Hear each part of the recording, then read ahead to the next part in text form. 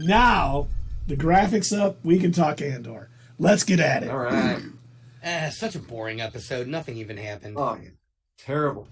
I mean, Terrible. Luthen, I thought he was a Jedi. He ruined the whole thing by not being one.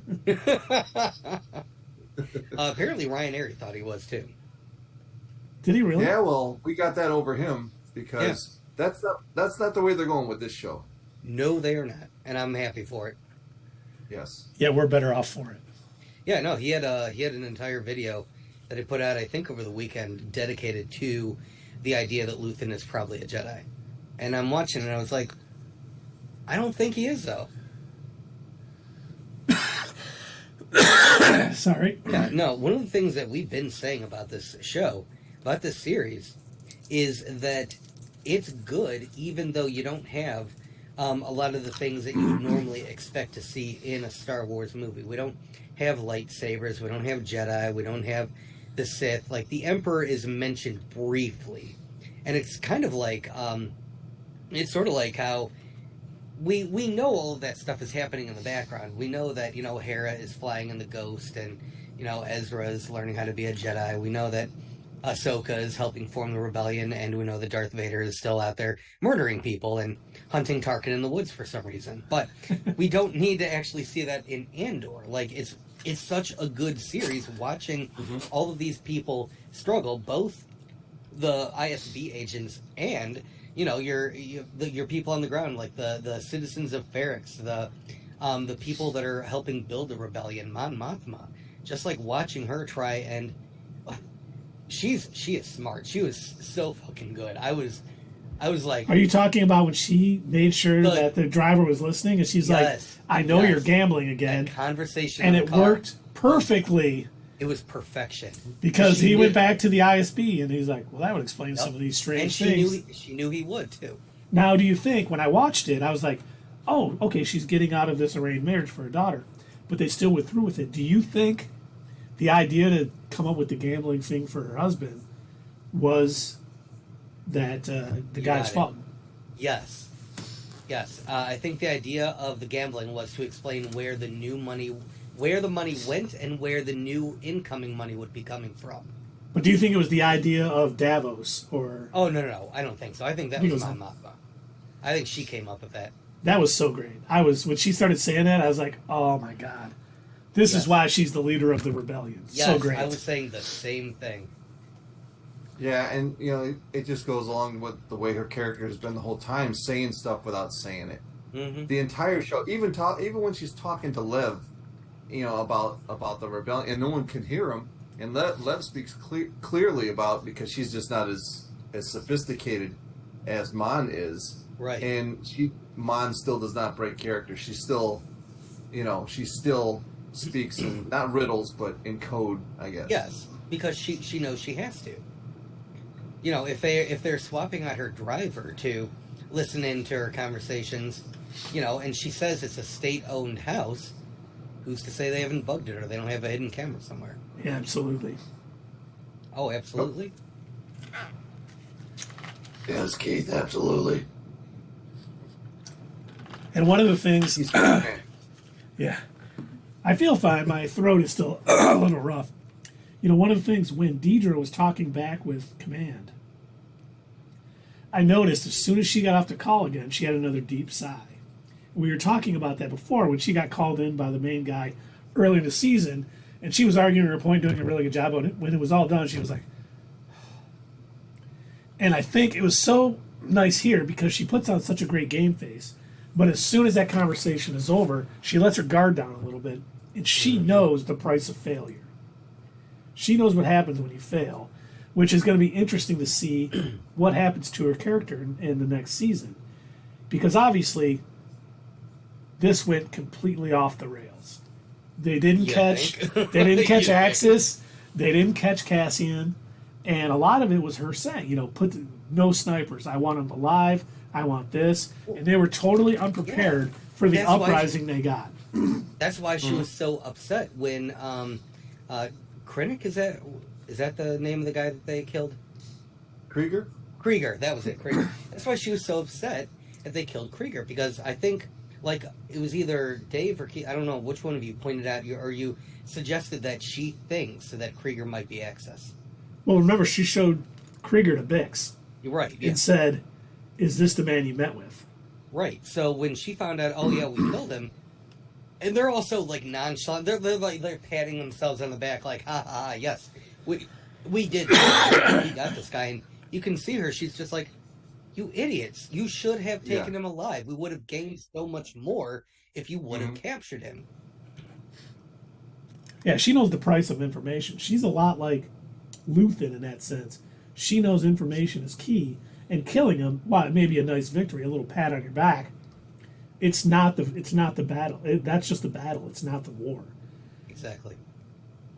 And it's not the Star War. That's right. Even though there's been very little Star War in this show, and it's been absolutely fantastic. I mean, I honestly, it's the best show set in the prequel era. Yeah. Oh yeah, definitely. And I mean, everything they do. Clone Wars. Everything they do is so nice. You know, they show that kid whose father got tortured and killed just a few times leading up to this episode. So when you see him putting that bomb together, that radicalized him. Yeah, you're like, makes total sense. I actually had to go back and figure out who he was because I didn't recognize him at first. I'm like, who is this? Like a flashback? Who is this person with the curly hair? And then I saw the holodisc, and I was like, oh shit, okay. That's funny because I was talking to Keith about that. I was like, I thought the guy in the holodisc was looking at him to make sure he was building whatever he was building correctly. Like, am I doing this right?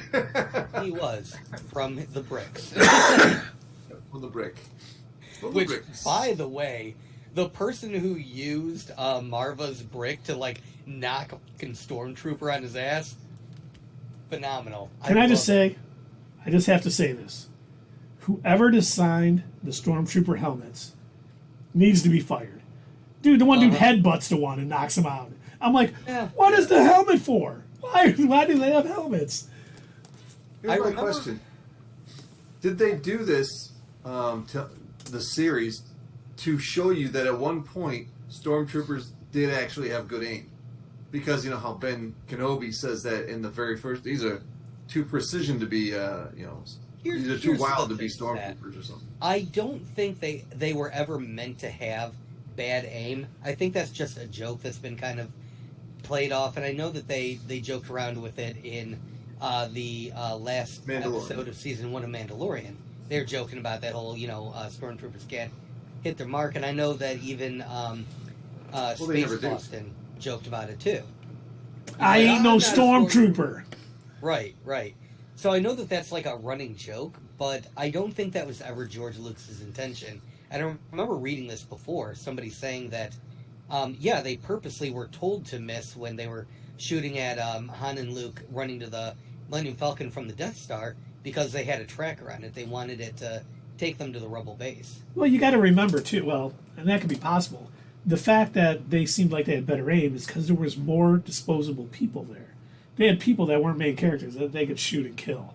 And it wouldn't harm a story. When you've got 4 characters on the Death Star, you can't have the stormtroopers gunning them down because, unfortunately, that's kind of like plot armor to a certain extent. Yeah. These people need to survive. They're the heroes. But when you got just everyone on Ferrix kind of rising up in that one city and going out, a few of them are going to get killed. And that's just a better way to have this all come to this, climax in this episode. You have just an entire... I feel like the movies would have been fine without Luke. Oh, yeah, they definitely would have. If he was shot and killed on the first Death Star. Right. I don't know.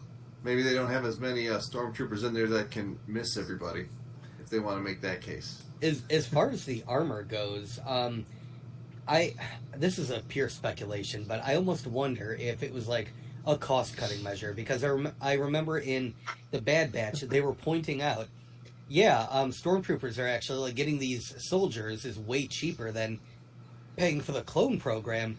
And I wonder if, like, the weakened armor was also like, look, we got to cut costs, they're cheap soldiers, whatever, who gives a shit? We can get more.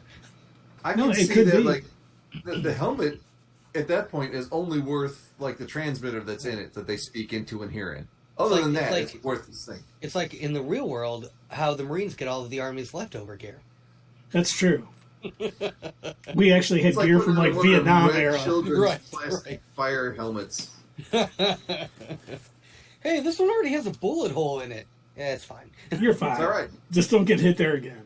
Okay. You can't get hit twice in the same spot, so don't worry about it. But then, oh my God, and I don't know if you guys, I paused. I had the something Dave would have been, if we would have had a watch party, and we'd have been watching this at the same time, Dave would have had to reel me in. No. When right, Cyril, well, it didn't happen, so it's no longer a theory. Oh, okay. When Cyril and the Scotch guy were on that transport coming to Ferrix, the city, it looked like to me, it looked like one of Saw's men was behind them. Yeah, I noticed somebody moving around, so I was thinking, is that going to play into something? And then, if you remember, Deidre had said, let's little less on the air traffic control, let things come and go a little bit so we can get people where we need them. I thought Saw's air, whatever he has, that was, what was ever going to help Krieger was going to come here and help be a diversion. I thought so too. I really thought that was also going to be the case because, like I was saying, I figured everything is going to go down on Ferrix and we're going to get all the main characters there. We got most of them, but I really thought, like you, I thought Saw was going to show up too. I thought his early Saw's guys. Yeah, and I was convinced, and then especially when she was like, "Yeah, lessen the air support so we can get some more." I was like, "Oh, he's totally coming. This is going to be great." And can I say that Deidre did not hold it together as well as I thought she would. But I thought like that was a nice. Her at the end, and she was trembling. Yeah, I thought she was going to buy it. I thought that was it for her. And when he pulled her out, I did too. I thought they were going to tear her apart. I was like, glad they didn't have a romantic opposite moment. of the way that I thought it would go. I thought for sure because as tough as like around all of the other ISB agents, and always, I don't know how much of it is an act and how much of it is like really her own self-confidence, but like I really thought she was going to, stand her ground and start shooting away, and somebody was going to die, like for sure. I thought she was going to do whatever it took. I did not expect her to get knocked to the ground and damn near pulled apart, and I definitely did not expect Cyril to man up and save her. I knew as soon as he was in range that he was going to try and get to her because he's got that huge crush. They're totally boning now, right? Probably. Yeah. I mean, I thought they were gonna, but they didn't. But maybe he has a crush on her, not maybe her, but her power. Oh, I can see that. I can see. I think he comes off as a bootlicker to me, like for sure. Yeah. But I thought the actress who plays Deidre, that scene where she like comes to the realization she's now safe, she's no longer in danger, and this person saved her. Nothing was said really. It was just the look on her face, going like from terror to like, oh my God, I'm okay, and then she's like, I should really thank you, or whatever. I was like, that was just such an amazing scene right in the middle of that entire craziness that was going on, and that was just everything about Cassian doing the right thing and going to save Bix during that whole thing. I was like, and I'm so glad that he did, but to know that he, in the back of his mind, he told them, I'll find you. To know that somewhere he was considering the possibility there was a 50-50 chance that he would die. Yep. God, kind of shitty. I mean, I know it's to like make them all feel better, but like even B2 was like, you say that all the time. oh my God, when he's like, when he goes, I'm counting on you. You always say that. And he's like, and you always come through. That's leadership right there. I was like, that's so good. By the way, how dare they knock my little boy down, pushing him over like that when he was projecting the message of Marva, which fucking badass as hell. That was tremendous. I was a little shocked the Empire let it go on as long as they did. I am too. I thought they would shut that down immediately, but I only assumed they were paying more attention to the crowd looking around to see Cassian or anyone else. Yeah, they wanted Andor to step out, and if they were going to let it play out as long as they could. There is a cancer at the center of this galaxy, and it is spreading rust throughout of it, and we have been sleeping and stuff. I was just like, that was such a great line. Now, do you think her speech and Luthen knowing that that is Cassian's mother, do you think that's why he decided at the end to not kill him and take him in? Because I think he realized at that point, holy shit, this guy is all about the rebellion, basically, or at least his mother was. No, I don't think that's the case. I mean, that might have been part of it, but I think Luthen always wanted Andor to be a larger part of this, because he seemed like when he first came to meet him, I don't think it was in the cards specifically for him to only be brought in to help on that on the heist. I think Luthen had larger plans for him. Well, I think he definitely did it first too.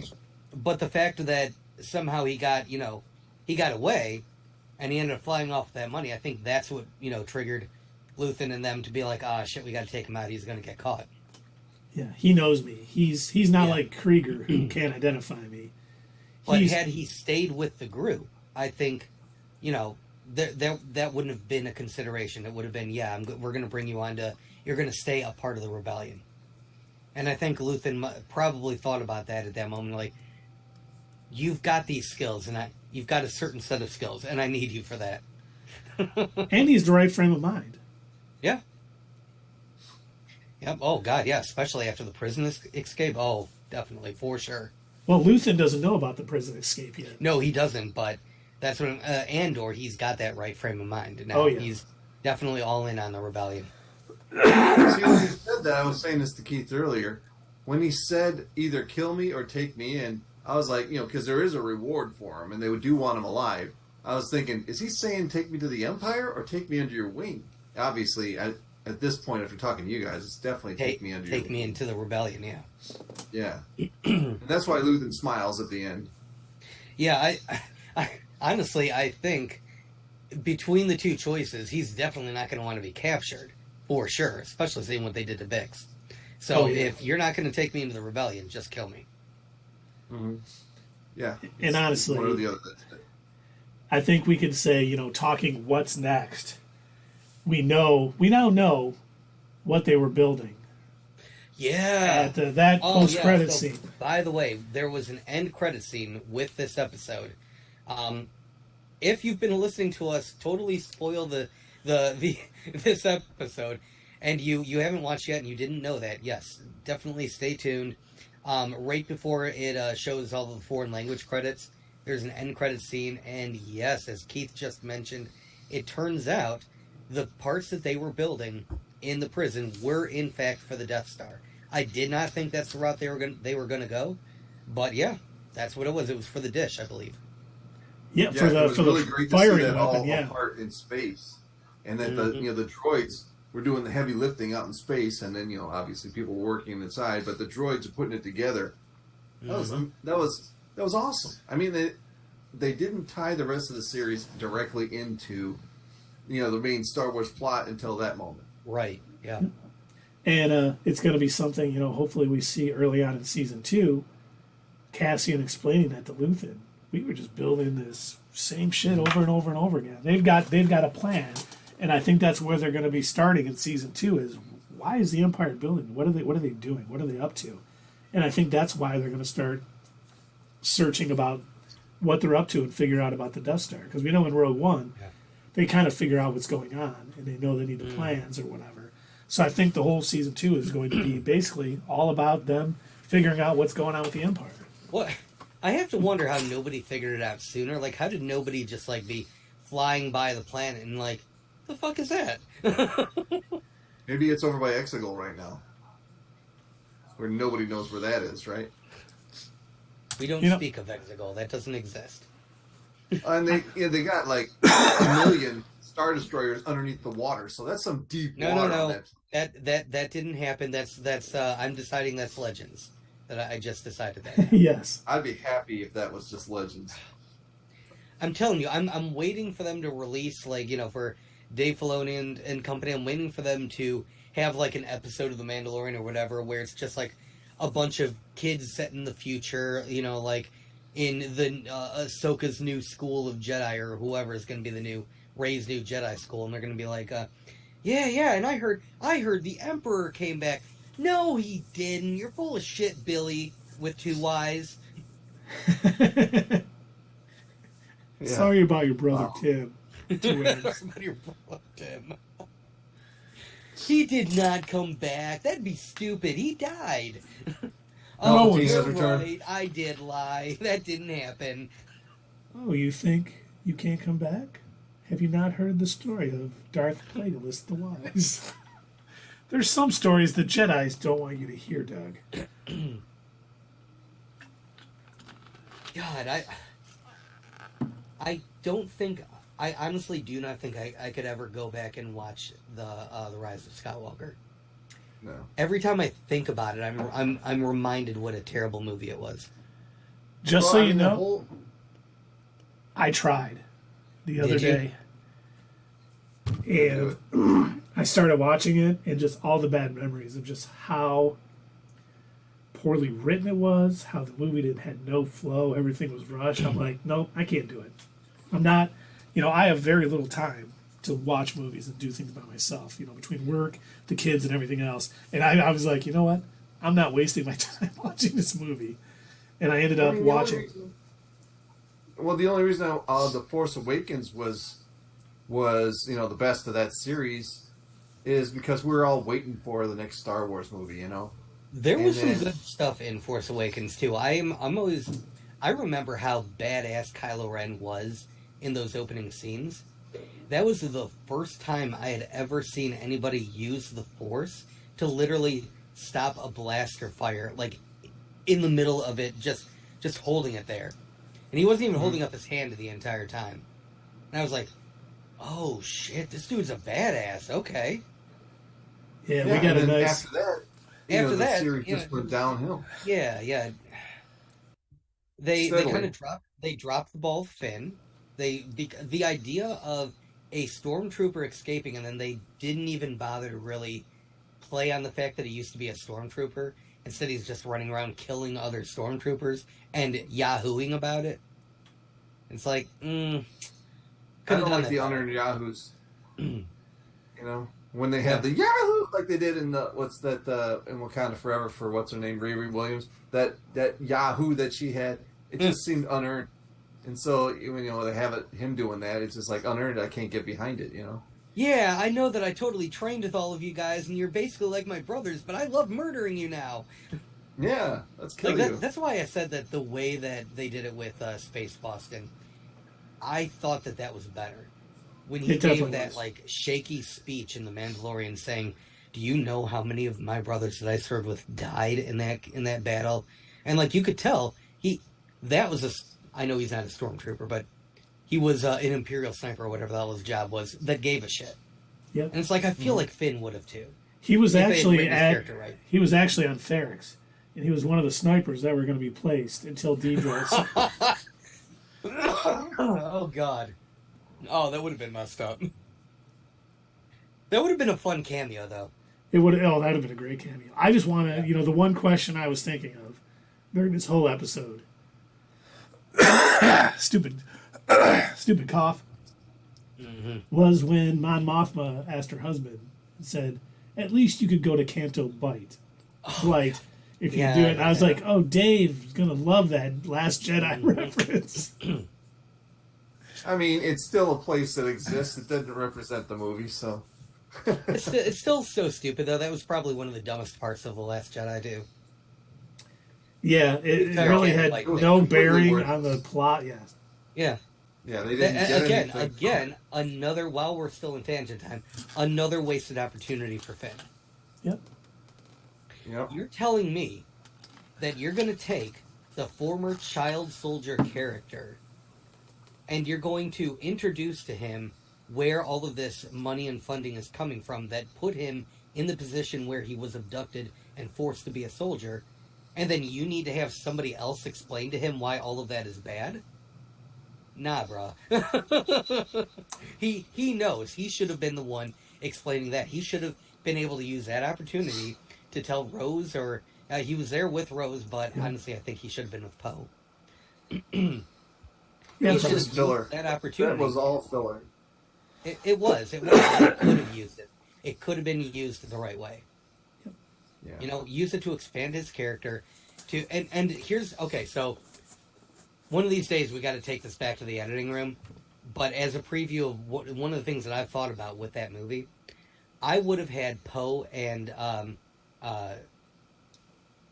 Finn? why did it? Finn. Finn, thank you. I don't know why his name suddenly escaped. I would have had Finn and Poe on Cantabite, and at that time, Poe was like all like up his own ass about how amazing he thought he was and what a hero he was, and he had gotten a bunch of people killed in the beginning of the movie. I would have taken that opportunity to have Finn bring him back down to earth, give him a reality check, and tell him, "Look around. This is the shit that put me in the position that I was in.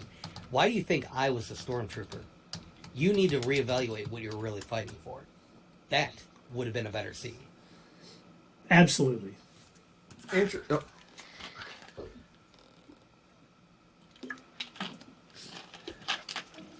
There's got to be a hero's journey. You got to go from start one place and then another. When they just go straight across, it's just flat. Well, in the comics too, Poe's parents were heroes of the rebellion too. Yeah? They never really got that. It was in the comics. I didn't know that. I forgot. His mom was a fighter pilot. I forget what they called her. It wasn't Rogue Squadron. It was something else they had. But there was a whole comic series about his mom and dad and how she got captured and was hiding in a Star Destroyer from the Empire, and he went off to save her. It was really well done.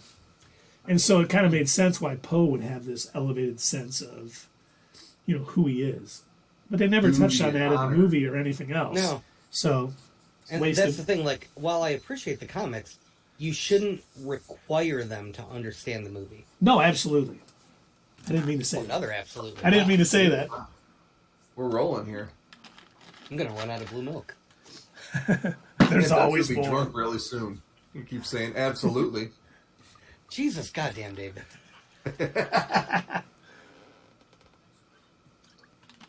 But now here's something I wanted to talk about while we're on tangent time. Okay. My earbud fell out. So we all heard the news. More like a dear friend. Yeah. We all heard the news that Bob Iger is now back in charge of Disney. Do you think he is going to start pushing Star Wars to get more movies out? Do you think that's going to be part of his agenda? Because when Star Wars movies were making big money, it was making huge money. And it was a huge boon to Disney. Kind of like what Marvel, the Avengers movies and stuff have done. I wonder if he's going to sit down with Kathleen Kennedy and anyone else high at Lucasfilm and be like, you guys need to straighten your shit out. We need to know what's coming next. You guys need to get some movies in the books, on paper, and set to release within the next few years. And don't make a shit show of it. I don't think he will. I think one of the reasons why they fired what's his name and Bob Chapek. Yeah. I think one of the reasons why is there's been an issue of quantity over quality. They've been pumping this stuff out left and right, shows, movies, whatever, but it hasn't been as good as it was. And I don't remember who it was. Somebody said that if you're constantly putting this stuff out, it's no longer special. It loses its special value. And Warner had, back when Warner was still somewhat like not a shit show, they had made a comment that the reason why they limited what Batman could appear in was because if you put Batman in everything, he's not special anymore. Yeah. It loses a touch when you have a Batman movie if you see Batman everywhere else. Because people are always going to compare it to the other appearances. And so when you're seeing, constant influx of Star Wars media that's just like back to back to back to back, or Marvel media that's back to back to back to back, and you're not given like a break like it used to be where it would be like one movie and then 2 years or whatever in another movie. When you're not given that break, it's not as special as it used to be. So I have a feeling that's what they're going to probably try and put it back to. We've had quite a break on movies. We've had a ton of Star Wars content with Andor, The Mandalorian, all that other stuff. We haven't had a movie since Rise of Skywalker. How many years ago was that? That's 2 or 3 years? 19. 19. Almost 4 years. Yeah, it was. I remember that because it was right before the pandemic. Oh, that's right. And it's like, there's no way they could have told this Andor story in a movie. There's no way they could have done that. No. This needed to be a series. Mm-hmm. And I seriously love, I know I said this last Wednesday, but I love the fact that they last Sunday, I love the fact that they broke them into segments of 3. And, what's his name? The director of the, Gilroy? Gilroy, yes. Tim Gilroy, I think his name is? Tony Gilroy, yes. He said that was on purpose, and that's what they're going to continue into season 2 as well. That's awesome. I can't, man. And it's meant to echo the idea of the trilogies. I was like, oh, that's cool. I like that. All right. Did you hear what he said? They asked him when season 2's coming out, and he said 2024. And they said, why so long? He said, you can rush special effects. You saw it in Rogue One, but you got to throw a ton of money at it. We don't have that kind of money. He had me fooled. Well, I know it looked freaking beautiful, and I think that's why he did not. They took their time to get everything right. They did the open sets. They didn't do the volume and stuff. And as much as I love the volume, man, the sets they did for this were they were totally immersive. You watching this, and you're totally immersed in the show. And I think we're going to start seeing more sets built when they can now, because Andor just showed how amazing it can look. You said it when we saw the first trailer. It has movie quality, look to it. Yeah. Oh, hey, Sierra wants to know what's in the blue milk, and where can she get some? Do you want to know what's in my blue milk, or do you just want to know what blue milk is specifically? I think she wants to know what blue milk is. We can, add rum chata. That's what I thought. So, in Star Wars, in Star Wars, blue milk is from banthas and I think other creatures as well. And in fact, as we saw in Andor, colored milk is the norm, and white milk is apparently disgusting. It made Andor damn near throw up. And where can she get some? Where'd you get yours? Mine, I actually make myself. Is it just blue food coloring? Nope. No, it is a protein called spirula, I think. Hold on. What's the name of the stuff called? That's what we're getting at, Sierra. We're getting... Yeah, bro, you're drinking it. Yeah, he apparently makes it himself. Spirulina is a blue-green algae that grows in both salt and fresh water. It's highly nutritious and a great source of protein, copper, and B vitamins. Oh, so you drop it in there and mix it up like Nestle Quick? Yep, pretty much. Exactly, comes in a powder. There's your answer. I actually found that out. There is a guy who does YouTube videos, one of my favorite channels. Not Your Status Quo? Yeah. Other than Not Your Status Quo. Oh, okay. Status Quo is my first favorite, obviously. But no, there's a channel called How to Drink, and there's a guy named Greg, and he makes a bunch of cocktails based on, video games and movies and TV shows and everything. And he did a whole series of Star Wars drinks, and one of them was blue milk. And that's where I first heard of this powder. I didn't know it existed. I imagine it tastes like cotton candy milk. Is that what she said? That is what she said. That's what Sierra said, yeah. His might have, mine does not. Well, then Doug adds the rum chata, and it's completely different. Yeah. So mine is an equal mix of almond milk, vanilla almond milk, heavy cream, and rum chata. And then the spirulina. And so it tastes really healthy, huh? So it's really healthy for you. Well, there's no sugar in it, so yeah. I use unsweetened almond milk, and there's no sugar in the heavy cream. Maybe I should try this because I bought some kefir the other day. You guys ever had kefir? Sutherland? It's Blueberry Keeper. Oh, you know what? I should drink that in here because it's blue as well. But it's really thick. It's like drinking yogurt, but it's a probiotic. That's why I drink. I drink like a half a glass a day. But yeah, it's like liquid yogurt. It tastes terrible, but it's very healthy. And it's blue. Nice. Oh, And Sarah says that she has most of the ingredients. Awesome. Very cool. she said, "Send me the recipe, I Dad." don't have it. Well, you I can don't get it have from it. You Doug. gotta get that from Doug. Go in your basement, untie Scroll Doug. He might have the recipe too. I'll See, tell you all about it. because if he's in proximity of Doug, he gets some of those thoughts and things when he changes into him. So Scroll Doug might understand what. Yeah, that drink is all about. we do force FaceTime like what Kylo and Rey did. I knew you were a scroll. Please put on a shirt.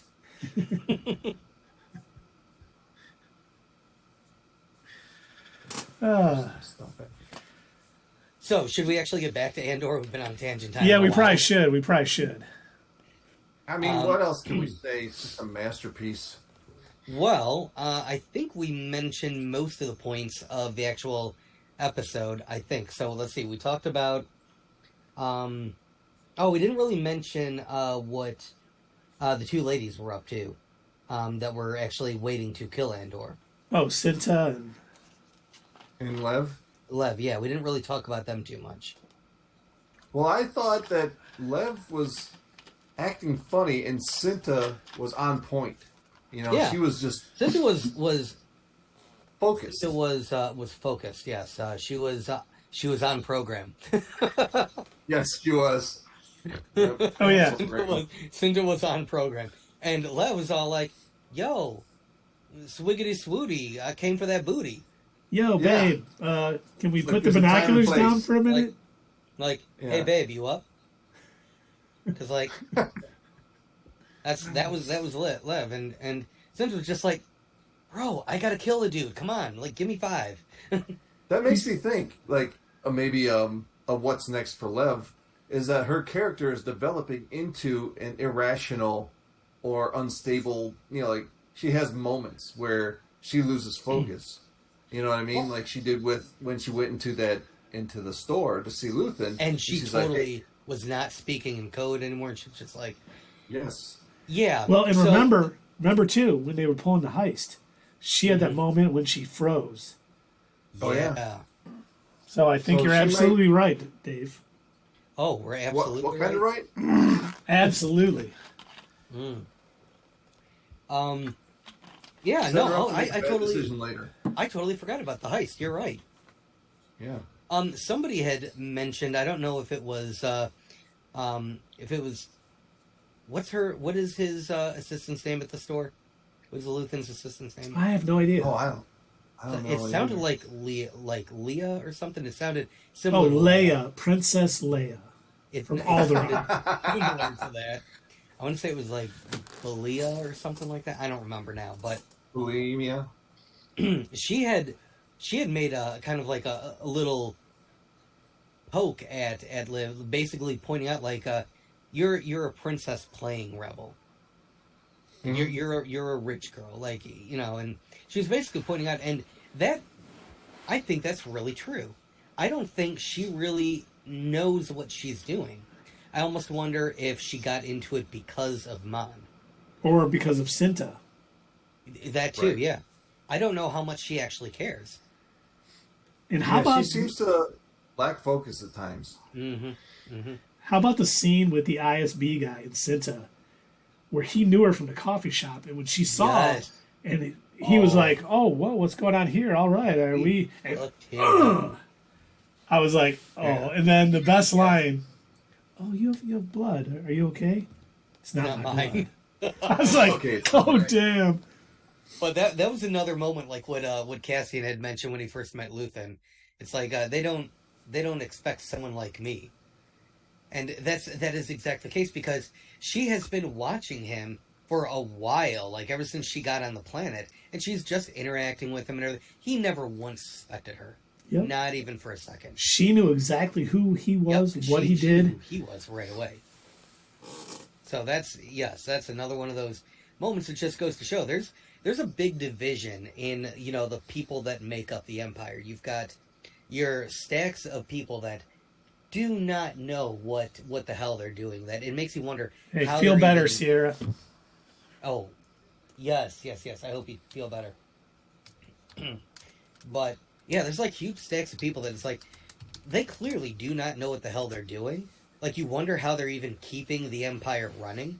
But then you've got the handful of people like Deidre, for the most part, who they're kind of on mission too, and they're like, look, I know it needs to be done. We need to keep these people alive. We need to question them. We need to find out, this piece links to this piece. And of course, if I was running an organization, I would do this to throw people off the scent. So if the Empire actually had more people like Deidre, I don't think their Death Star would have gotten blown up. And I don't think they would have sent a guy to Ferrix and have him completely miss the woman who ends up stabbing him. Yep. Well, Cyril is kind of that guy, too. Cyril does not get distracted. Yeah, he is. He's very good. I just... Man, I forgot what I was going to say. I wonder what... Cyril was a guy like that, too? Oh, well, yeah, he just has that extreme focus where things aren't missed. And, when we hear that manifesto from, I forget the character's name, who was part of the heist that handed it off, and he was saying... He What's was... his name, Dave? Nemec, yes. And he's like... authority like that is unnatural. And he's saying, it's kind of almost mimicking what Andor had said when he's like, that's not power, that's them being scared. They know, yada, yada, yada. So he's obviously been reading that. And when it was like his reading the manifesto while Luthen was standing there and stuff and just explaining all of the why the Empire basically can't last. It just made so much sense and fit so perfectly. Yeah. Did you get your shirt back? I just muted him. Okay. It fits so well with why we know what's going to happen in episode 4, 5, and 6. Power like that, maybe in small circles, but it can't be expanded out that large because the smartest people are going to rebel against it and know that it's wrong. And the people that do follow along with it just like the feeling of power over other people. Yeah. I mean, I am going to miss this show so freaking mad.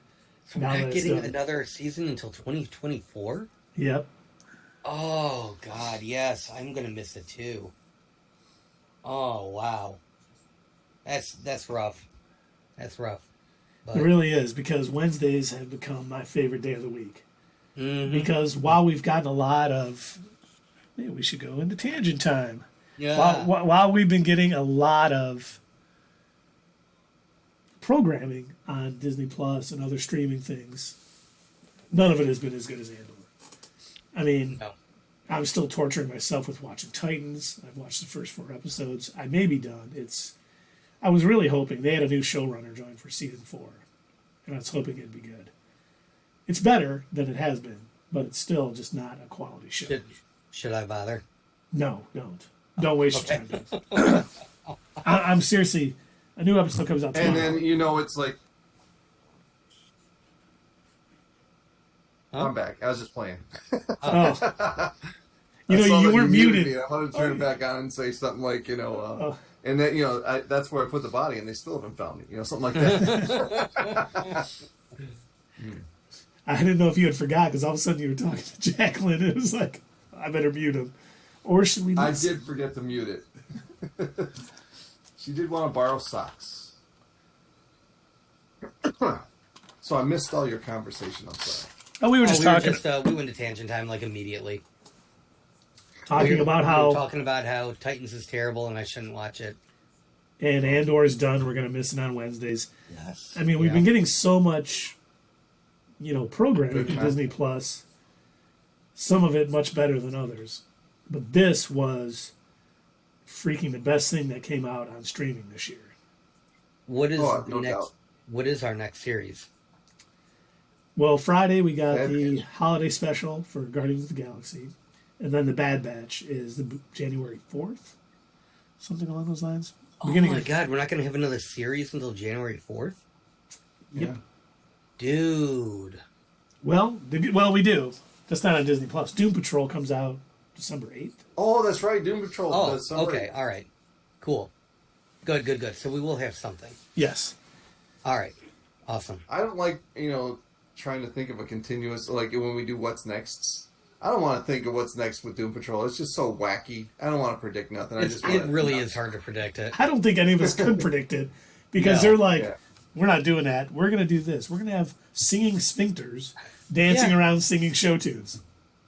You know what I didn't expect from last season? Sex Buskers. Wouldn't have guessed that one. What I mean? The sex And men. you know what? Yeah. That would not fly. Like, it's funny how it's flying now, but it would not fly like 10 years ago. There's no way people would have that on a show. They'd be like, what are you guys doing? Take that off the air.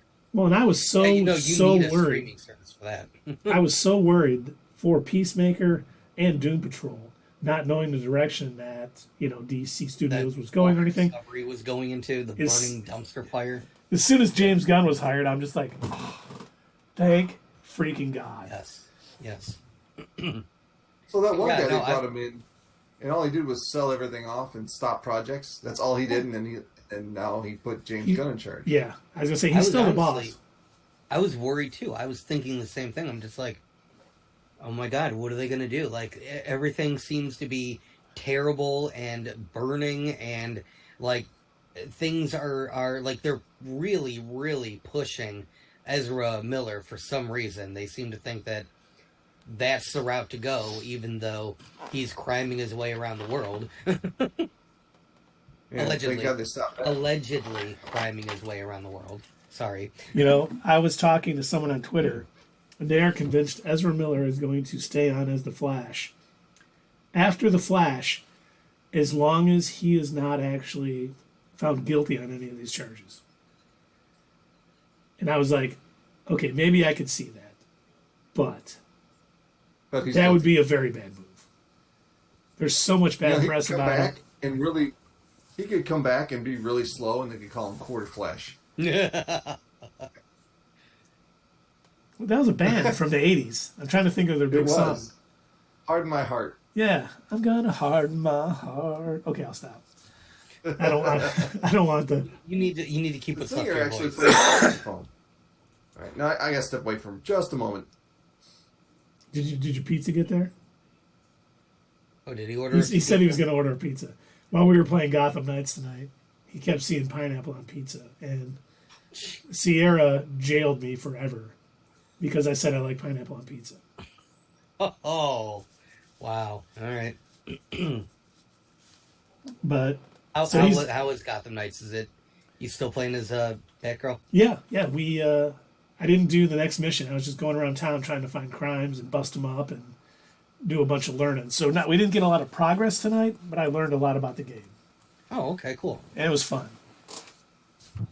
All right. Well, I asked because I wanted to know what to put in the thumbnail for the Let's Play.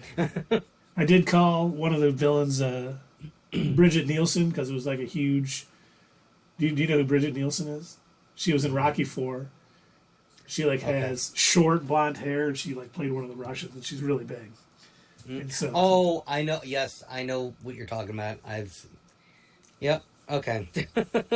So I am gonna probably break this up into 2 videos, one for Andor and one for Gotham Knights, just because that would be weird to have them in the same. Mm-hmm. But I don't know if we have anything else to really. Well, what about some what's next to seize? Oh, for Andor? Yeah. What do you think? What do we think is coming next for Andor? Because I've got a couple of theories. Well, let's hear them. All right. Well, first off, Deidre. I think they're going to do with her something similar to what they did with Tony Stark and Iron Man in Iron Man 3. Remember how he was kind of staying away from being Iron Man for a while, and he was suffering from a lot of PTSD from going into that alien anus in the sky? Oh, yeah. I think that's going to really mess up Deidre. And I think she's going to take a huge step back from trying to advance in the ISB. I think she was so shaken by all of that it's going to be a while before she's able to, get back into the thick of things. But I think she's going to use her bit of status, assuming they don't demote her for the total screw-up, the royal screw-up that happened on Ferrix, which they might demote her for that. See, I was thinking... If they don't, I think she's going to push to have Cyril join the ISB. I do think she's going to get bumped down. I do think, especially with the feathers she has rubbed the wrong way with her wanting to climb, because we've seen it a lot. Mm-hmm. Oh, don't step over me on your way to the top or whatever. You know, a lot of people were very anti-her because she seemed. I think she's going to get bumped. Hungry, yeah, oh yeah. I think she's going to get bumped down, but she's going to start putting together the case for finding access.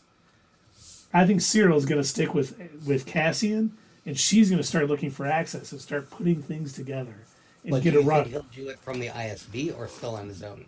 No, I think he'll be in the ISB too. I think she's going to get him in there. She's going to get bumped down, and she's going to start putting it together. And it's almost going to be like her redemption arc. Even I hate using redemption arc because she's doing it for the Empire. But we're going to see her fall from grace at the beginning of the season. Her fall from grace at the beginning of the season. And then her putting together where Luthen is and who he is as access is going to be her. Do you think her killed hunt by the for... end? What's that, Dave? So do you think she'll get killed by the end of the show? Oh, yeah. Definitely.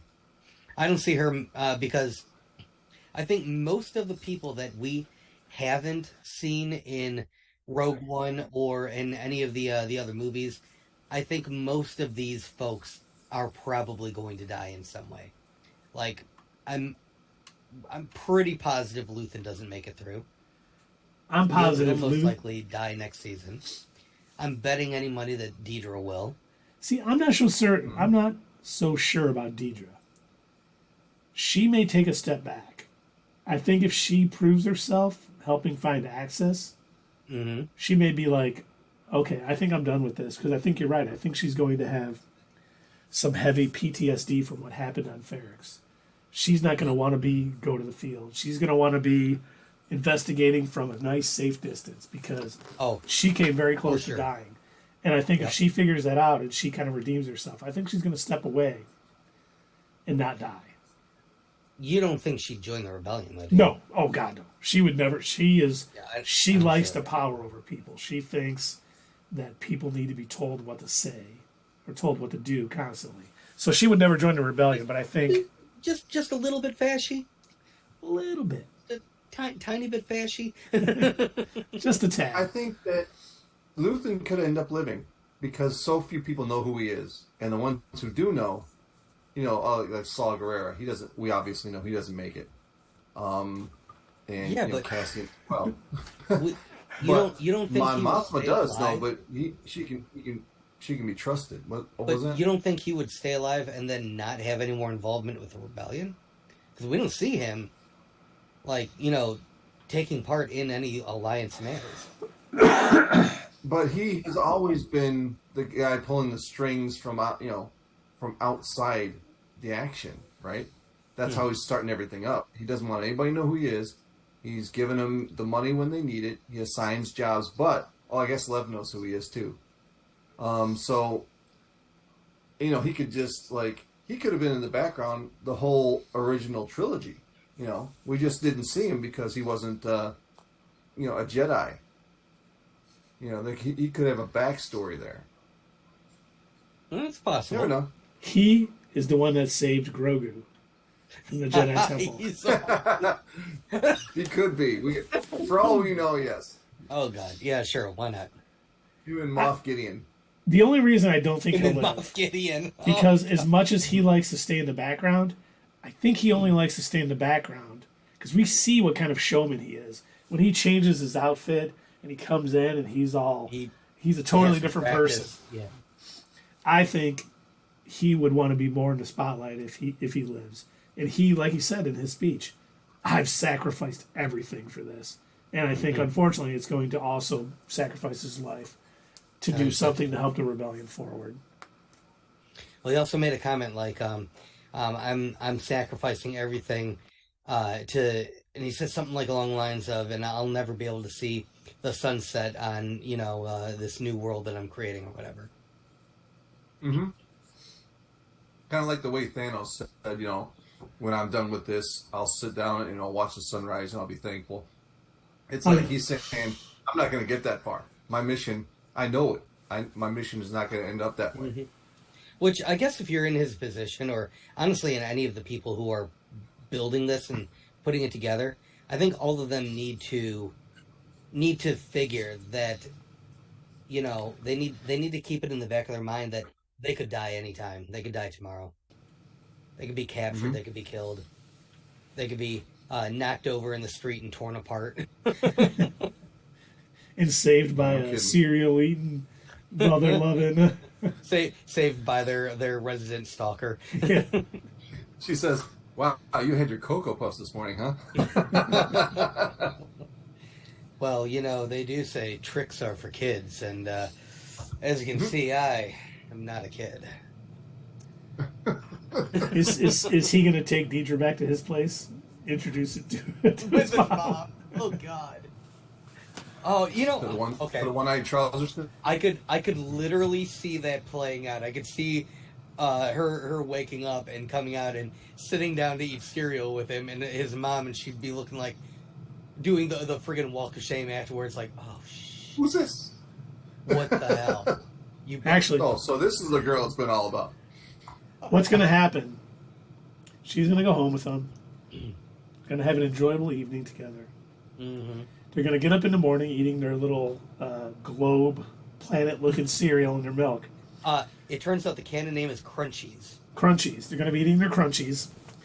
And the mom's going to come out and be like, Cyril, did you steal credits for my safe? And Deidre's going to arrest him right. and drag him off to prison. And he's going to be building stuff for the Death Star for the rest of the series. Oh, no. Oh, God. That would be so messed up. I could see that, too. But that'd be super messed up. And he just mumbles under his breath all the time. I fucking saved that bitch. God damn it. Can't believe she... Oh. Yeah, Cyril, on program. Mom! God, part of him would probably like that, though. Like the law and order of it all. And end up rising to the rank of, floor leader. Oh, I bet he probably would. You're right. And he would love it. Yeah. He'd be like, what? You mean when I leave, they bring me back? Hell yeah. I don't ever want to leave. What's Cyril's last name? The Bergian? What's Cyril's last name? It's not it, Steve. Is it Piet? Wouldn't that be hilarious? This is the backstory for Admiral Piet. Oh my God, that would be great. Then we get to see his whole run. Speaking of other Star Wars individuals, while we're still what's next-ifying, do you think we're going to see any other known characters show up? Are we going to finally get a live-action Thrawn showing up in Season 2? No. No? No. I don't think so either. We're not going to see an Admiral Akbar being recruited into the rebellion. Not going to see... Nope. I think the most we could possibly see, because this does lead right into the events of Rogue One, we may see him heading to Yavin 4 before the battle. Mm-hmm. Something along that nature, because we did see Yavin 4 in Rogue One. We may hear about it. I don't think we're going to see anybody outside of this storytelling. I don't think we're not going to see Vader. We're not going to see... I don't expect to see Vader. I still do not expect to see any Jedi, anything like that. But I'm just wondering if we'll see any other slightly more famous folk from the Empire, at least. Or anything like that. Or bounty hunters. Like or Bosk. bounty hunters. Oh, yeah. I guess we could see that. They could hire bounty hunters. Bounty hunters. We don't need their kind. But I noticed that had been a chief complaint of some people on Reddit talking about things they didn't like about Andor. They felt that it was very human-centric and there weren't a whole lot of alien representation in the series. And I know a lot of people were pointing out saying, oh, well, that's because the Empire is super, racist, and they're they're pushing all of these other species to the Outer Rim planets and everything, which... Sure, and we did get a couple people lower levels of Coruscant, and we got our 2 alien pals on the last episode with their tool. And So, I think we too, did get because that. Ferrix is mostly humanoids too. Uh-huh. That wasn't a planet that other aliens would come to like really do much, because the planet wasn't a place to vacation or anything. Right. So that's why I'm wondering, are we going to maybe see Hera in an episode, even if it's like just a quick like thing of her and Mon Mothma, or are we going to see Thrawn being appointed to be the person in charge of figuring out what's going on with the rebellion? Or See, I don't think we'll see that, because Hera's doing her own thing with rebels right now, obviously, with Kanan and stuff. I think at the most we'll hear about, because at the end of Rebels they were like, we're becoming an alliance or whatever. We're finally not just a single cell. We may hear something like that, but I don't think we'll see. We won't see Ahsoka. We won't see Hera. No Kanan. No Thrawn. I think this is going to be a very Cassian Andor centric sort of thing. Him, Luthen, Deidre, Cyril, the Scottish guy if he's still alive. And I read online, I think it might have been Facebook, somebody had said the reason why the series was called Andor was because it was just as much to do with Marva as it was Cassian. That makes, after seeing this episode and seeing her speech, that makes a lot of sense. Yeah, and he's not in, like, he's probably in half of the shows, half of each episode. So, it's not just about him. Yeah, he's not even like the main character. Like, he's there, but again, so is Mon Mothma, so is Luthen, so is Bix. Unfortunately, not Tim. Yeah, it's almost like a 3, it's, how they've done it in 3 episodes each. It's like they got 3 storylines going on each one, too. Yeah. There's the Luthen, there's the Mon Mothma, and then there's the Andor. Yep. Yeah, we're constantly following like those 3 folks. Do you think we're going to, while we're here, we're talking what's next, do you think we'll find out what Luthen is going to do with all that cash that he got from the heist? Because we still haven't heard anything about it. I just assumed that it had already been distributed to the different cells. Like, I can't imagine he still has it. Because he seemed really hard up for money. Like, he was telling Mon Mothma, like, we need this money now. And he seemed to, like, basically let her know, like, look, if you aren't able to help fund us, there's going to be other ways. But you don't think that was kind of a playing a little bit? Because he wouldn't admit that he pulled off Aldhani? Maybe part of it was, but it seemed like they were in pretty... Like, they needed it. So, I don't know. I feel like he had to have passed it out to the different... Because that's the other thing. Like, we know that he communicates with Saw, and we know that he helped put together that team that pulled off the heist. But, like, how many other folks are they dealing with? How many other rebel cells are they in contact with? Because his assistant made it sound like, when she was talking to Liv, she made it sound like there's constantly a flow of people coming to that store. We may not be seeing them in these episodes, but I have to imagine that Luthen is, pulling the strings of several groups. Right, but don't you think that is so much money? It would help explain how they got all the X-Wing fighters, how they got all the things that helped them. Sure, but again, I don't think he has it, is what I'm saying. I don't think it's sitting in the back of his store somewhere. Well, no, but I think it could use to bribe a factory to build ships for him and do certain things. That I could see, yeah. Yeah, he's not keeping it. No, I don't think he's sitting on it. I think opens the door and it all just falls on top of him. He's got a giant pool of it and he's diving into it like Scrooge McDuck. Yeah. And then that oh move. my god! This is a solid surface. Remember, after the heist, when he killed that guy who said, let's just take all the money ourselves, I got a moon, we can go hide out or whatever, where we'll be safe. And he was sending Bix and all of them to some moon. Do you think he was sending them to that moon that guy talked about? Because he knew it would be a safe place for future rebels? That could be. I didn't even think of that, yeah.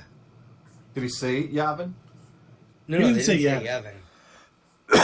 It was some other moon. They mentioned something about going past an ocean or something like that. Yeah. And I think he's going to use that planet because he knows that one guy won't be using it, and he must know it's kind of a safe place to hide out. You know, scum and villainy and all of that. Narhutta, where Scum and villainy and all that. because there's no better place to hide if you're forming a rebellion than someplace the Empire is going to probably stay away from, because their probably pockets are being a little bit lined by some of these crime syndicates. Hey guys, let's go to Mandalore. Nothing bad is going to happen there. You know, somehow we got to end up on Tatooine. You know, that's just how it works. I hope not. I hope for this entire series, they do not go to Tatooine once. We have been to Tatooine so much between Obi-Wan and The Mandalorian and Book of Boba Fett. I'm tired of Tatooine. I don't care. I hope it gets blown up. It's in every It's in every movie, I think. Yeah. Tatooine. Yeah. So shit. Yeah, it is. I don't think it appeared in the sequel trilogy until Rise of Skywalker. I think when Rey went there at the end, I think that was the only time Tatooine showed up in that trilogy. I'm not going to go back and find out. Yeah, me neither. I'm not either, but I'm pretty sure. Because I know people... You know what? I don't think it was on Solo either. Oh, is it not in Solo either? Oh, yeah, I guess it wouldn't be. They wouldn't have a reason to go to... Yeah. Well, they were if they make Solo too, because they were heading to Jabba. I wish they would. I don't think they will, but I wish they would. I liked Solo, and I'm so mad at all the haters that didn't like it. Yep, it was a good movie. 100%. It was boycotted for which movie? Is it because of The Last Jedi? I don't remember why everyone was up in arms. I don't know. I actually don't remember. But they boycotted the wrong movie, because that was a good movie. I wonder if the people who didn't like that were a lot of the same people who don't like Andor because it doesn't have space wizards in it. Yeah, it could be. Andor's it's one of the best Star Wars stories ever. It really is, and that's why I'm so surprised when I saw that chart, and it's saying that it didn't have like a huge draw and it wasn't bringing in the same numbers as even Book of Boba Fett, and I was like, you're kidding. Yeah. Like that was so surprising to me that Book of Boba Fett was okay. It wasn't great by any means. In fact, I think the best part of Book of Boba Fett was the Mandalorian episodes. What? Honestly, but... And Fennec Shand, of course. Yes, of course. Happy birthday to Fennec Shand, too. But, yeah, for there to be more people who were watching that over Andor, I don't know if it's because folks are, like, burnt out of Star Wars, or if it's just because there wasn't enough of the Star Wars stuff in it that they liked. You're right. It could be a little of both, too. People are like, what? There's no Mandalorian, no Boba Fett in here? I ain't watching it. It's about some dude from Rogue One? Yeah, no way. Excuse me, where's my baby alien? That's right. I barely even liked Rogue One. Where's Darth Vader? I hope word of mouth is spreading and helping the show, because I did see a graphic that each episode has been growing in viewership. So, I hope that's a good sign. I am slightly worried because this is the first time I think I've seen Disney put out episodes of one of their shows on other streaming services. They announced that they're going to release the first 2 episodes of Andor on Hulu, ABC, and something else. FX, yeah. Yeah. And I think that's the first time they've ever done that. They didn't do that with Mandalorian or Book of Boba Fett. They did not. Or Obi-Wan.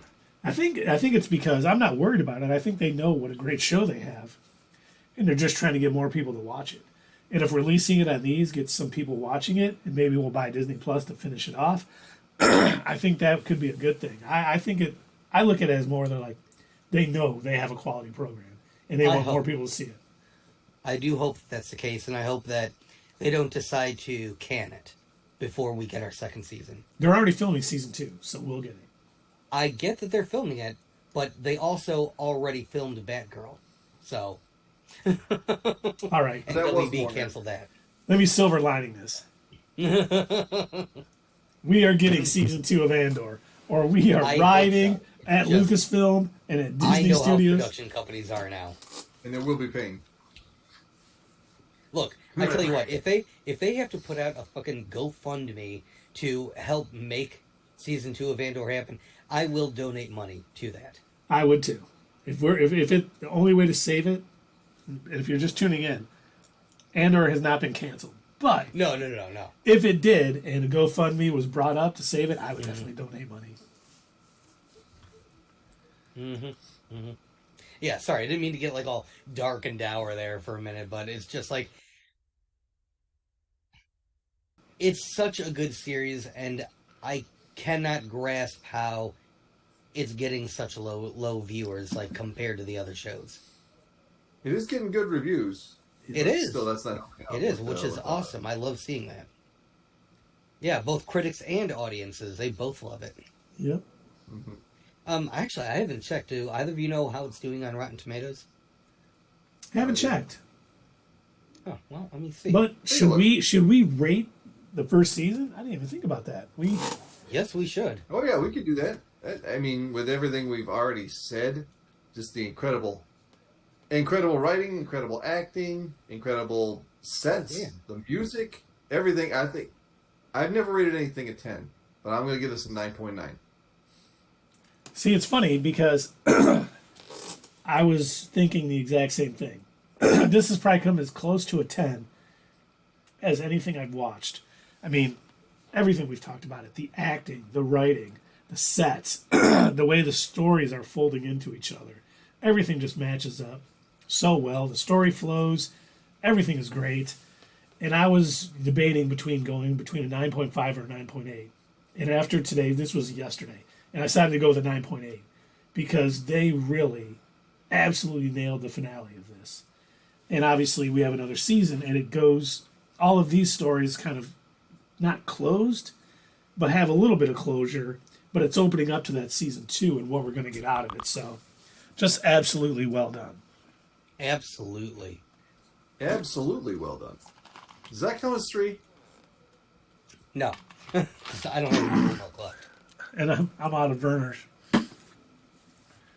Oh, okay. Doug just sent us a 93 critic and 84 audience. Which is pretty damn good. Yep. You don't see that a lot. No. All right. So Dave gave it a 9.9. I gave it a 9.8. Douglas, what are you gonna rate the first season of Andor? So this is, like I said, this is probably some of the best Star Wars that I've seen in a long time. And I know I'm basically beating a dead horse, and I can hear the children crying, "Stop! Stop! It's already dead!" Like, I know I've said it so many times but they have proven to us that you can still tell a good Star Wars story, even if it doesn't have all of the normal Star Wars elements. Like, we don't have Jedi in there. We don't have, the Sith. We haven't seen the Emperor at all. Like, just watching all of these people come together and make the rebellion, putting it together, seeing that real, actual people are doing the dirty work, and trust me, it's a lot of dirty work that went into making what we ended up seeing in episodes 4, 5, and 6, that gave people like Luke the opportunity to basically be the face of the rebellion, even though there was a lot of, killing and craziness going on in the background behind the scenes. To be able to see that, and to see so many people acting their asses off, as Dave put it in last Sunday when he was talking about how amazing the acting is and how great the Mon Mothma is doing, and how great Forrest Whitaker is as Saw Gerrera, and even Diego, just watching him as replay his role as Cassian Andor, and I think somebody said he's kind of getting up there. I don't remember how old they said he is now, but he's playing a younger version of a character that he already played, and he's Mhm. acting his ass off. He's done such a great job, and they've brought in so many amazing characters. You know, just for most of that alone, that's enough to push it for me to a 9. But based on these past couple of episodes and how basically every single one of these, I keep saying it keeps getting better and it keeps getting better and it keeps getting better. And like I'm just like a little girl, like every single time. With that, and plus with the addition of the amazing music, which I was praising on Twitter a couple of weeks ago, I have to give it a minimum 9.8. Yeah, that's an average of 9.87 from our channel, which is amazing. You'll never get that kind of consensus. No, I think that might be the first time we've ever rated anything in the 9s. I don't know if we've ever done that before. Maybe Infinity War. I don't know. We'd have to go back because I don't know if we were using... I don't know if we were rating it right.